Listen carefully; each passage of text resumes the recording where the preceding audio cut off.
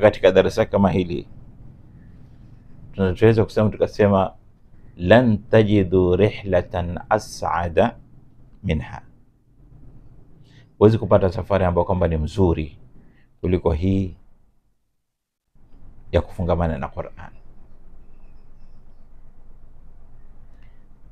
wala mwisho mzuri katika dunia na akhira kuliko mwisho yule ambaye ataondoka katika dunia yake, atafika katika akhira yake, atatoka katika akhira yake, atakwenda kusimama na Mola wake, na huko akifika mbele ya Mola wake akiwa amebeba Qur'an, akiwa shughuli yake ni Qur'an. Lan tajidu rihlatan as'ada minha, ni safari kubwa na tukufu sana. Na vile vile tutaogelea katika bahari kama hii, ndani mwa safari kama hii, maa al-Qur'an al-Karim,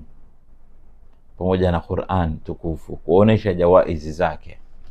zawadi ambazo Mwenyezi Mungu Subhanahu wa Ta'ala amekwenda kuziandaa wale ambao watafungamana na Qur'an. Tutasoma zile jawaiz kubwa alati yahsul alaiha hufadhuhu,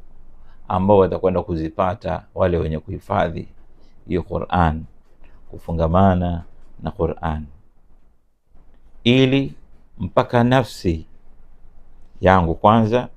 na nafsi yako wewe mwenye kutizama darsa kama hii yende ikatamani ila an takuna minhum, nayo yende ikawe pamoja na hao wenye kufungamana na Qur'an, nayo watahsul ala jaizatin min jawaizihim, ikapate hizo zawadi ambazo wamepewa wale. Allah tujalie, kwanza jalie ikhlas katika a'mal, na ikhlas pale tutakapoingia katika kukaa chini ili kuisoma Qur'ani na kuhifadhi, ili tukifika kwa Mwenyezi Mungu twende tukakute thawabu zake, tukifika kwa Mwenyezi Mungu twende tukakute hizo jawaiz ambazo Allah Subhanahu wa Ta'ala amekwenda kuziandaa kwa ajili ya kila mwenye kufungamana na Qur'an.